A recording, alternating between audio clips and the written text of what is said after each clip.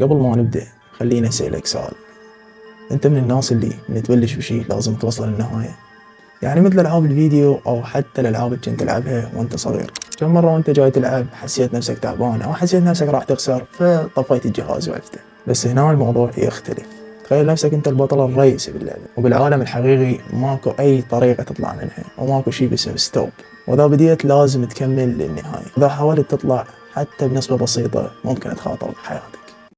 اي نعم، ممكن تخاطر بحياتك. لا، هو الموضوع صح مثير وحلو، بس للأسف مو بعالمنا الواقعي. اي نعم يا عزيزي المشاهد، هاي قصة ايفيل الروسي. اهلا وسهلا بكم بفيديو جديد، وياكم بيتر وجيناكم بحلقة شقاقية. المهم يا عزيزي قبل ما نبدأ لا تنسى اللايك والاشتراك بالقناة، وبدون حكي زايد ليتس جو على الفيديو. ايفيل الروسي يقول لي يوم من الايام كنت كالعادة سهران والعب اونلاين، ودائما اشوف نفسي البطل الحقيقي للالعاب والشخص اللي يعدي كل المراحل، بس ما كنت افكر هالشيء ممكن يكون خطر عليه وممكن تكون هاي اخر لعبة بحياتي. يقول ايفيل فجأة بالدردشة مال اللعبة اجتني رسالة من بعض الشباب من غير دول، وانا كالعادة فكرت راح احصل نقاط باللعبة. بس من فتحت الرابط كانت بطاقة دعوة للعبة جديدة. يقول من فتحت البطاقة كانوا كاتبين هالمرة انت تكون بطل اللعبة.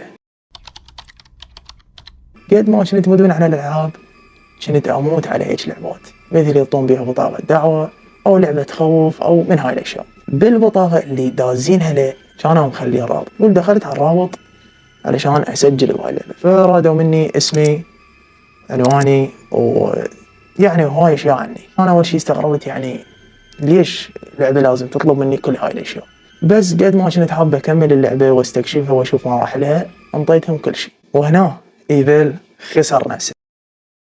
يقول بعد ما انطيتهم معلوماتي وكل شي عني، من بعد كم لحظة اجتني رسالة على جهازي: مبروك انت انضميت للحوت الازرق.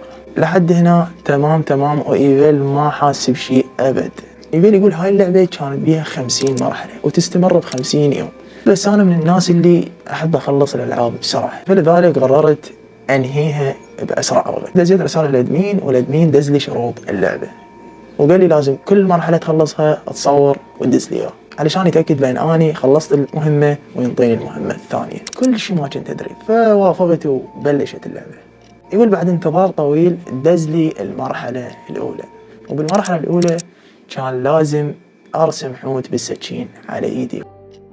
انا استغربت وضليت افكر يعني ليش هاي اللعبة لازم هيك تبدي، بس مثل ما قلت لكم يقول قد ما كنت حاب اجرب هاي اللعبة قررت اكمل ورسمت الحوت على ايدي بهدوء ودزيته للادمين. بالمرحله الثانيه الادمين قال لي لازم تصعد على مكان عالي وتصور وتدز لي اياه، وبالمرحله الثالثه لازم اسمع الاغنيه اللي راح يدزها للادمين للنهايه. الاغنيه كانت غريبه ومرعبه بس سويت هذا الشيء وسمعتها. طبعا هنا ايفيل بعده ما شايف شيء، سويت ذني المراحل الثلاث ودز لي المرحله الرابعه. ايفان يقول بالمرحله الرابعه كان لازم اقعد الساعه بال4:10، والادمين راح يدز لي فيديو مرعب وشاهده للنهايه. يقول كان يعني رجال مشدود بغرفه وكان يتعذب من شخص ثاني، كل جسمه كان مليان دم وجروح وصوت صراخه لدرجه عاليه اللي خلاني اطفر من مكاني. لما شفت الفيديو خلصت ظل صافن لمده كم دقيقه. شنو اللي يقصد بهاي الاشياء؟ وليش هاي اللعبه جاي تطلب مني هالشيء؟ يقول قررت اكمل اللعبه وافوز بيها واكون البطل الحقيقي. بعد ما خلصت المرحله اجتني رساله من الادمين وكان كاتب لي اذا موافق تكمل اللعبه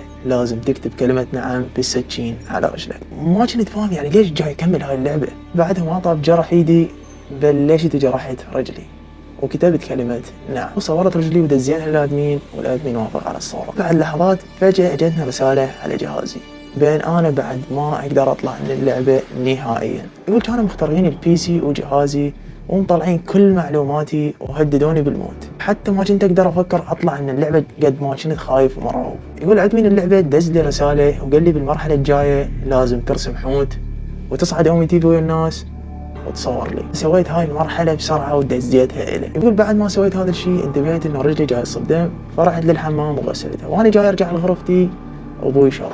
يقول انتبه لإيدي وقال لي ليش إيدك مجروحة؟ شنو راسم حوت؟ قلت له لا ماكو شيء، بس تراهن أنا وصديقي وخسرت التراهن وانجبرت ارسم الحوت على ايدي. انا عرفت ابوي وجاي اروح لغرفتي، لاحظت نظرات ابوي الابد ما كان مرتاح. وبعد ما رحت شفت جهازي شفت الادمين داز لي رساله وقايل لي بالمرحله الجايه لازم تصعد على راق السطح وتصور وتدز. يقول لي البدايه انا كنت كلش اخاف من الارتفاع، بس قد ما طلب مني هالشيء فالارتفاع يعني صار عندي عادي. وانا كنت قاعد على السطح واريد اصور له حسيت انه اكو واحد وراي، فمن التفتت ما شفت اي شيء. ممكن جاي السودان بسبب اللعبه. بعد ما دزيت الصوره للادمين دزالي المرحله البعديه، وكان لازم بهاي المرحله لمده 7 ايام يعني كل يوم اطق ايدي بالسكين واسمع الاغنيه اللي دز لي اياها واشوف الفيديو المرعب. هم بهاي المرحله قدروا يسيطرون على ايميل بالكامل. ايميل يقول حسيت انه سلوكي تغير، صرت انسان مكتئب وعصبه بسرعه. لحد هنا تمام لحد ما وصلنا للمرحله 50 والمهمه الاخيره. المهم يا عزيزي المشاهد، ايفان راح لغرفته وشغل الجهاز وظل ينتظر المرحله الاخيره. بهاي اللحظات الادمين دز له رساله وقال له راح ادز لك عنوان ولازم تروح هناك وتذب نفسك من الجسر علشان تشوف الحوت الحقيقي. وانا كنت رايح للعنوان اللي دز لي اياه، الاغنيه المرعبه كانت دائما تدور براسي وظل يجني افكار غريبه ان هاي الحياه ايش قد صعبه وايش قد بيها فشل ويعني ما تستحق تعيش بيها. يقول كنت حاسس ان هاي احسن طريقه لنهايه اللعبه.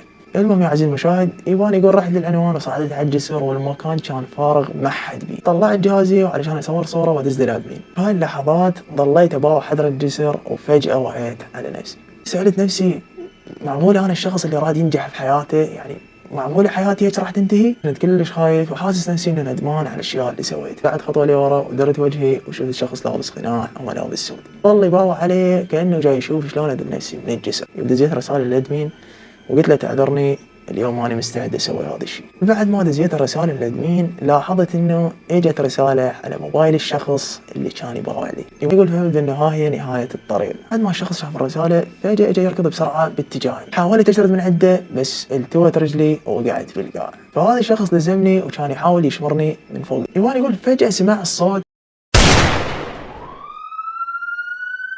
فاجوا الشرطه ورفعوني وشفت ابوي. ابوي كان حاسس بكل شيء وسامع شويه عن لعبه الحوت الازرق. ابوي عنده صديق ضابط وبنفس الوقت طبيب نفسي، فمحاكي على وضعيتي وقايل له ابني هيك جاي يصير وياه. طول هذا الوقت كانوا يراقبوني وبهذا السبب انا الوحيد اللي نجيت من هاي اللعبه. الادمين اللي كان يدز لي المراحل كان يشتغل على عقلي وينطيني هاي الاشياء اسويهن علشان كل شيء يصير عندي عادي واظل ما احس باي شيء. كان دائما يهددني ويخوفني علشان لا اترك اللعبه وبالاخير انتحر. المهم يا عزيزي المشاهد، هاي 5 سنين ماكو خبر عن دول الجماعه، واكو اخبار تقول انه اللعبه جاي ترجع من جديد. فحبيت اقول لكم لازم تنتبهون من كل شيء، العاب الفيديو والروابط اللي تجيكم من العاب الفيديو والتواصل الاجتماعي. المهم يا عزيزي المشاهد، شنو رايك بسلسله مع القصص مرعبه؟ طبعا هي القناه ما راح تركز على القصص، بس حبينا نجرب هذا الشيء.